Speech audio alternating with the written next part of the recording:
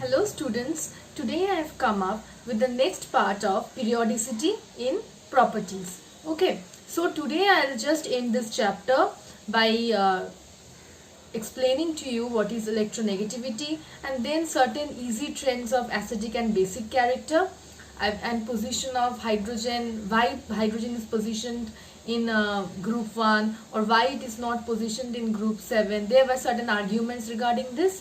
I will explain those parts and I will end this chapter today. Okay, so let's start with it. First point is electronegativity.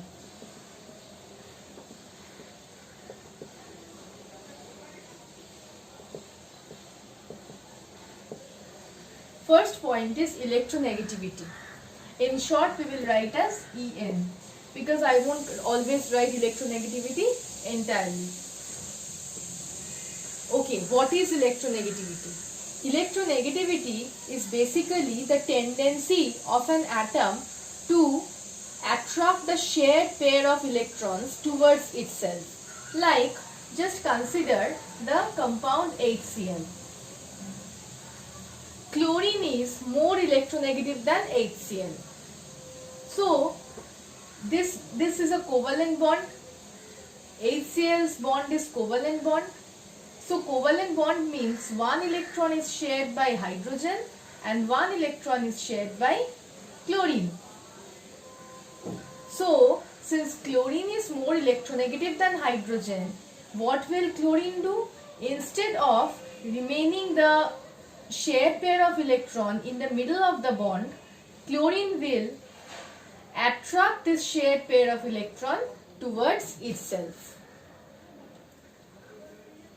Again, see, you all are grown up, so you will not talk about shared pair of electron. You will say shared electron cloud.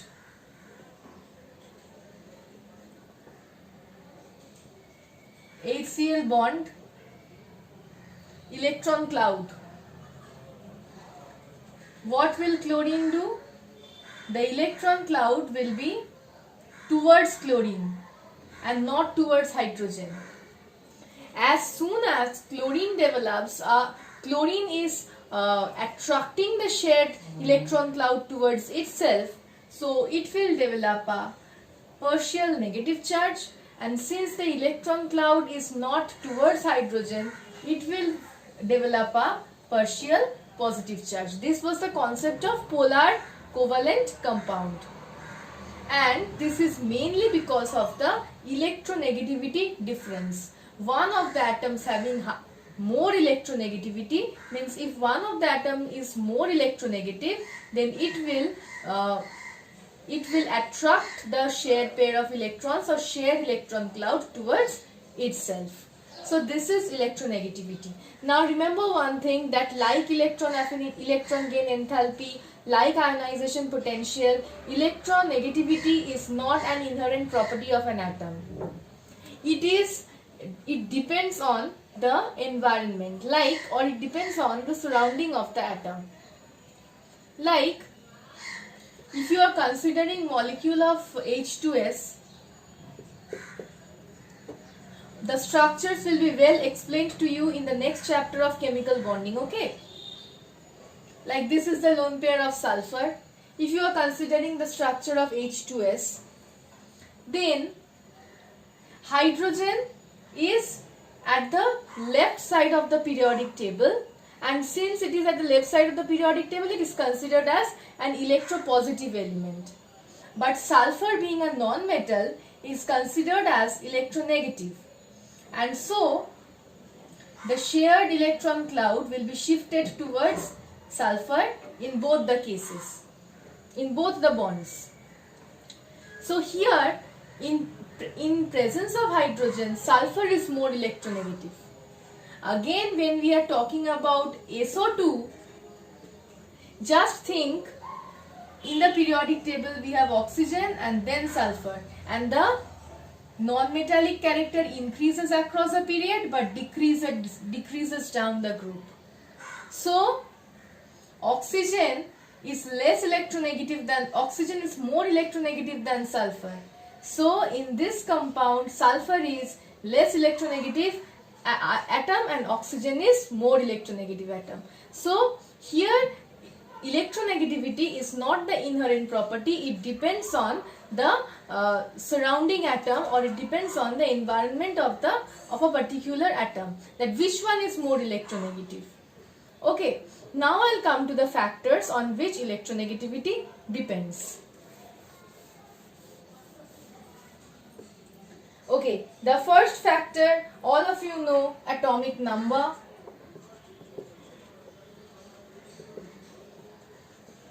I will explain parts. The next factor is atomic size.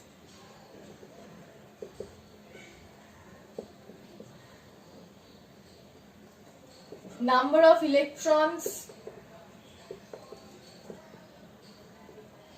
means instead of writing electrons, write electron shells in an atom.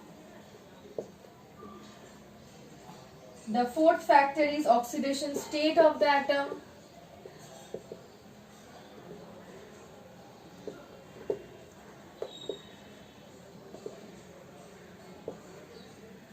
And the fifth factor is the state of hybridization. Okay, this hybridization part will be explained to you properly again in the chemical bonding chapter, because this is a part of chemical bonding only. If you don't understand the shape of orbitals properly, how they are bonded properly, you won't understand what is hybridization. Okay, so what happens across a period? On moving from left to right across a period, atomic number increases. Atomic number increases. From left to right across a period, atomic size, and again when the atomic number increases, what happens? The nuclear charge increases, means the attractive force of the nucleus on the outer electrons increases. So the electrons are more tightly bound to the nucleus. Atomic size decreases. Again, with the decrease in atomic size, the outer electrons are more tightly held towards the nucleus. And as a result, electronegativity increases across a period. Number of shells remains same. Oxidation state and state of hybridization will be explained later. Down a group, what happens? Down a group also, atomic number increases, due to which nuclear charge also increases. But at the same time, atomic size increases and number of shells increases.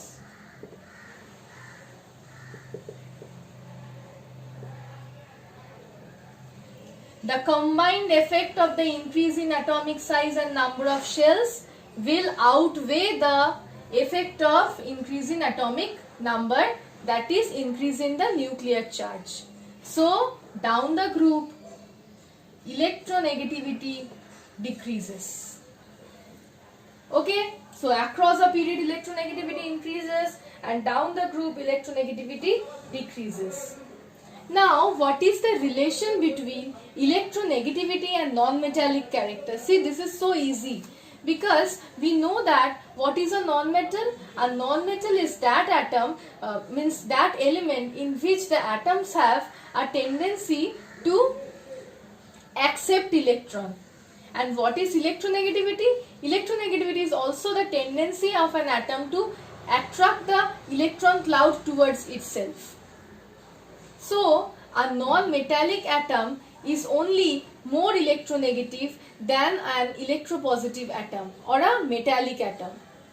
So, that is the relation between electronegativity and non-metallic character. Means a non-metal has a tendency to gain electron to become anion, and electronegativity is the tendency to attract the shared electron cloud towards itself in a covalent molecule. So, in a covalent molecule, for example, in a covalent molecule like HCl only, this is the non-metal and this is considered as metallic. So this being highly non-metallic, what will it do? It will try to attract the electrons towards itself. So a non-metal will only attract the shared pair of electron towards itself. Okay, so this is the relation that a non-metallic atom is more electronegative than a metallic atom. Okay, now I'll come to the next point, which is variation of density and variation of melting point and boiling point. Okay, this is a different character.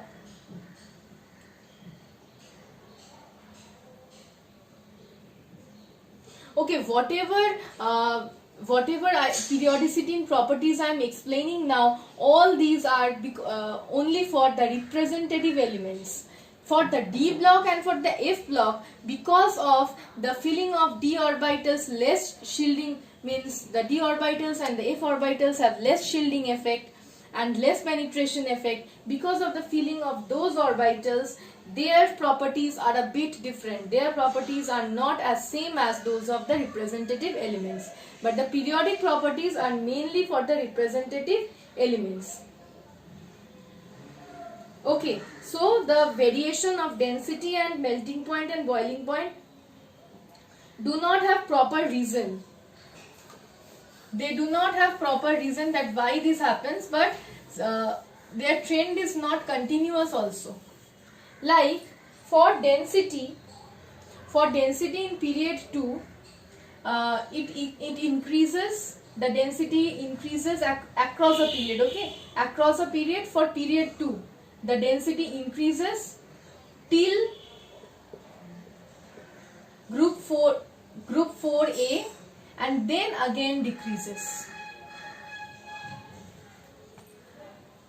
For melting point and for again this was for period 2. Again for period 3, it increases till group 3A and then decreases. This is across a period for density. Now for down the group, density increases with increase in the atomic number. Okay, now the melting and boiling points. There are no proper reason for this because the trends are not proper. For melting and boiling point, the melting and boiling point will first increase, reach a maximum at group 4A, and then again goes on decreasing, just like this.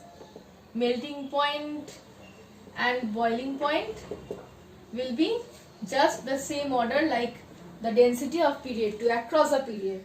And what happens down the group? Down the group, the scenario is different. There are no proper trends down the group. So just remember that density and melting point, boiling point do not have any proper trend or proper explanation for it. Okay. Now I'll come to the next one, which is the periodicity and properties of oxides and hydrides. For oxides and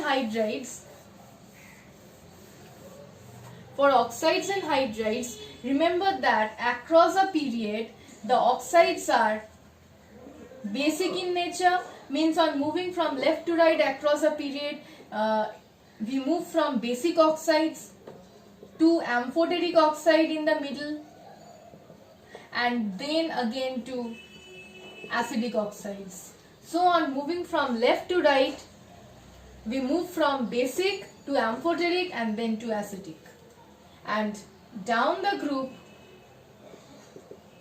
from acidic to basic. This is for oxides. Okay.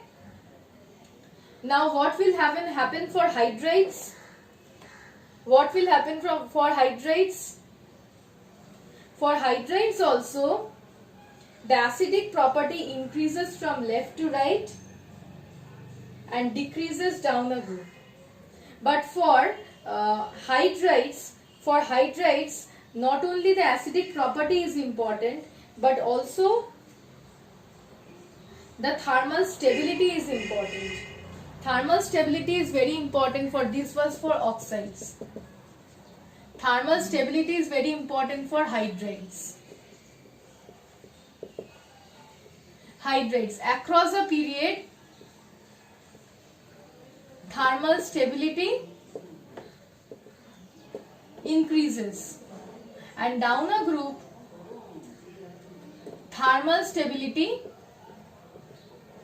decreases.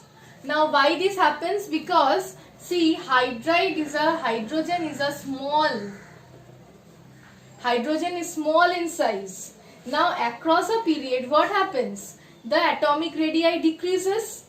So there will be proper overlap with the hydrogen and the bond will be strong due to proper overlap. Because of the proper matching of the small orbitals, there will be proper overlap of the orbitals and the bond will be strong. And if the bond is strong, then it cannot be broken easily with the application of heat. So they are stable to heat. But on moving down the group, the size of the cation increases, and as the size of the cation increases, it does not have that strong bond with the small atom of hydride. So it will be easily broken with the application of heat. So thermal stability decreases down a group. Okay, now we need to know about diagonal relationship.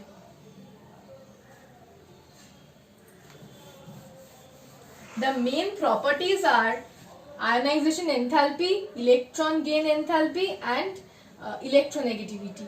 Questions will mainly come from these portions. The exceptions, the variation of trends, all these things. Okay, now diagonal relationship.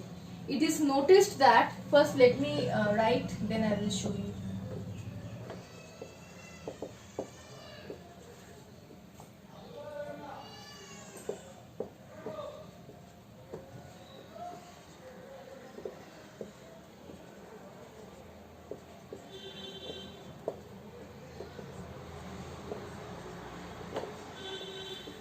Okay, it is noticed that some of the elements of period 2 and period 3 have resemblance in properties in a diagonal manner. Like lithium has similarity in properties with magnesium, beryllium has similarity in properties with aluminium, and boron has similarity in properties with silicon. Okay, this relationship is known as diagonal relationship. There is a reason for the diagonal relationship. Like why this happens? Because just see that across a period,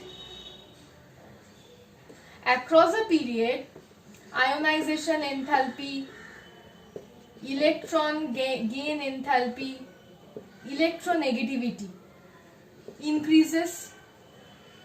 Again, down a group, all these factors, ionization enthalpy, electron gain enthalpy, electronegativity decreases. So the increase of the periodic properties across a period and the decrease of the same periodic properties down the group will mutually oppose each other. And will cancel each other. As a result, there is similarity in properties with the diagonal elements of period 2 and period 3. Okay? This can also be explained by the polarizing power. How can we explain this by the polarizing power? Polarizing power has a formula. Okay, I am writing down.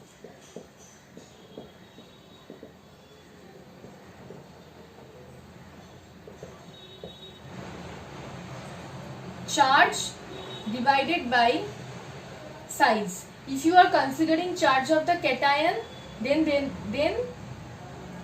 size of the cation. Okay, so charge by size. As we move from left to right, see from this to this, the charge increases. Lithium was +1, beryllium was 2+, and boron was 3+. But okay, the charge increases, but the size, charge increases on moving across a period, but the size decreases. So polarizing power will increase because denominator decreases and numerator increases. So polarizing power will increase across a period. And what happens down the group? Down the group, the charge remains same, whereas the size increases. So down the group, the polarizing power will decrease. So across the period, the polarizing power increases. Down the group, the polarizing power decreases. These two factors will mutually cancel each other, and that's why there exists a diagonal relationship of elements of period 2 and period 3, of certain elements of period 2 and period 3. Okay, now this diagonal relationship does not hold true for the D block and the F block elements. This is because the periodic trends is not across a period. The period means down the group. This does not occur the same for P block, means this does not occur for D or F block. This is because for down the groove of transition elements or transition series, there is irregularity in properties. The periodic trends are not always followed. That's why this type of relationships does not occur for D or F block elements. Now, why hydrogen? See, I have told before also, hydrogen can be placed in group 1 also, or it can be placed in group 17 also. Then here I will talk about certain arguments that why it should be placed in group 1 and why it should be placed in group 17. So let's start with group 1, that why it should be placed in group 1. The first character is the electropositive character.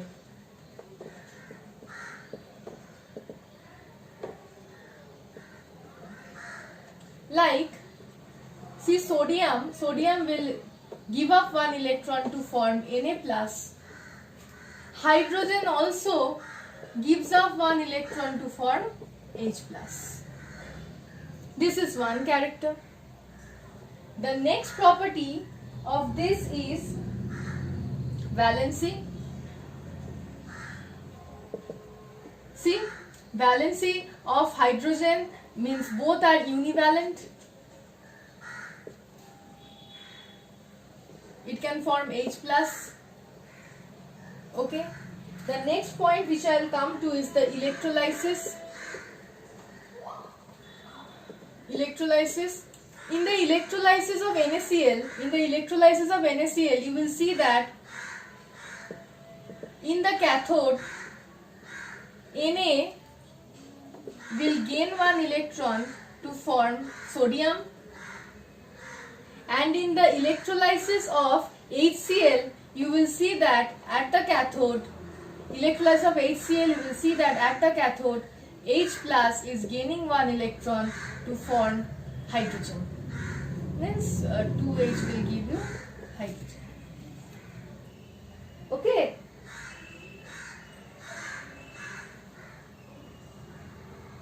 Okay. Now for the reducing property.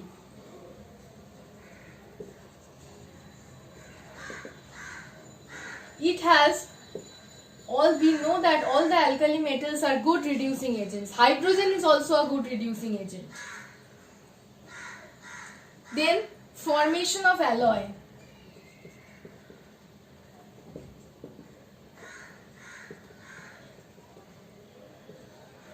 Formation of alloy. Hydrogen adsorbs. I am not saying absorb. I am saying adsorb. Hydrogen adsorb metals like platinum, nickel, and this property is known as occlusion. And this property of hydrogen helps hydrogen to form alloys. Next property is mutual displacement.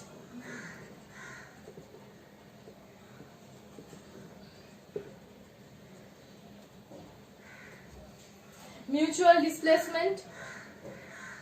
Hydrogen in hydrochloric acid, sulfuric acid or nitric acid can be displaced by the same number of alkali metals, like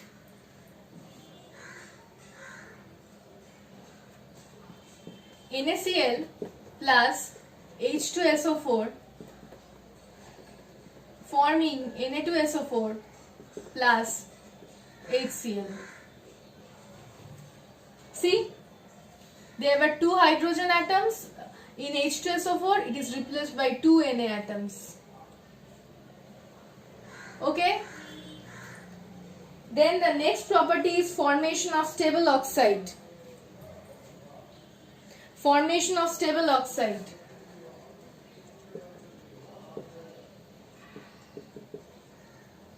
Hydrogen forms stable oxide water. So, and they will form, alkali metals will form stable oxide Na2O, K2O. Okay. Then the formation of peroxide. This is also another one. The formation of peroxide. See, hydrogen forms hydrogen peroxide and sodium will form sodium peroxide on the other hand. And the last property is electron affinity. It is being noticed that the electron affinity values of the alkali metals and hydrogen are comparable. The electron affinity values of the alkali metals and hydrogen are comparable. Okay, now I'll come to that why hydrogen should be placed in group 17.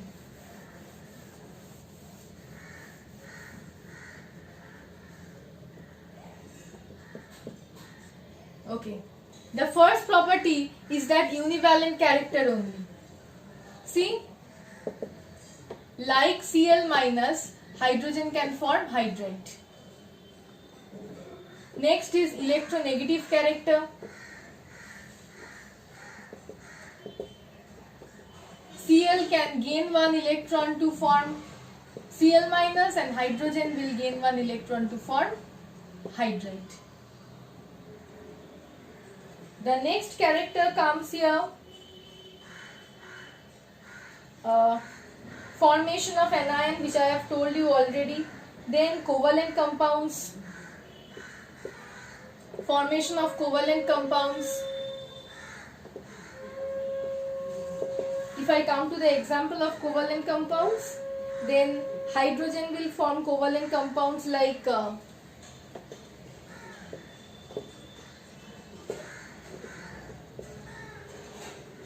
and the other metals will form, means the non-metals of group 17 will form covalent compounds of the type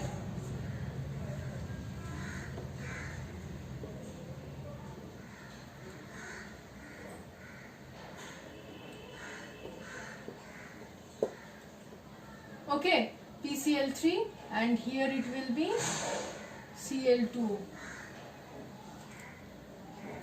Okay.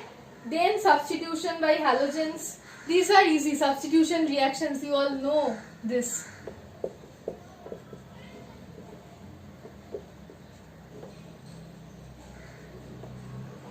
Then substitution by halogens.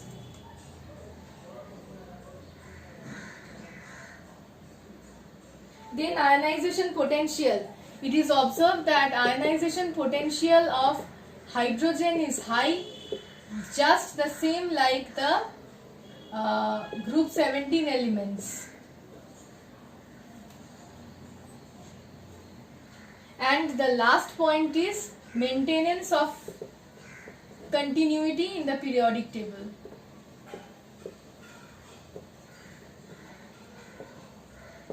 How? Because see, if hydrogen was placed at group 17, see group 17 and group 18. If hydrogen was placed at group 17 and you know that helium is placed at group 18, then there should be no discontinuity between hydrogen and helium.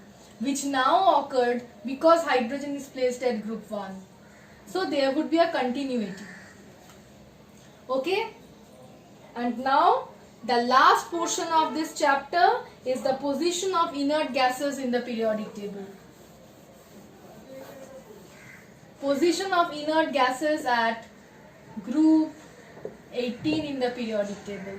Before we have 17, and after this we will have the next metal of group 1. Group 17 has an electronic configuration of NH2NP5.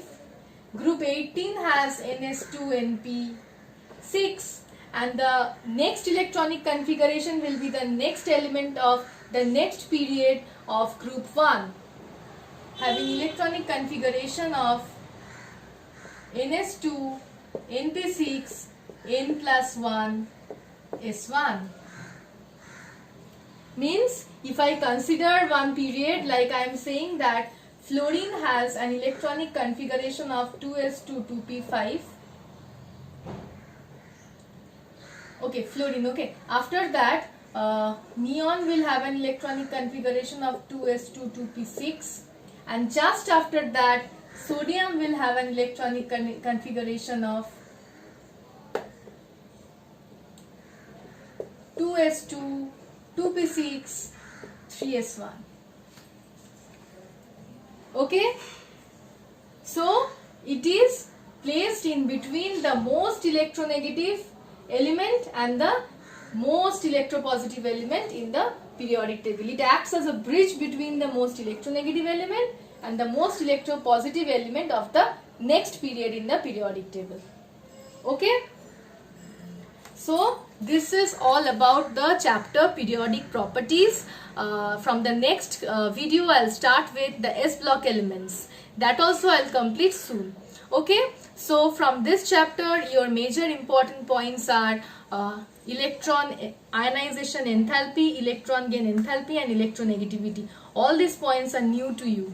Means the exceptional points are new to you this year. Okay, thank you.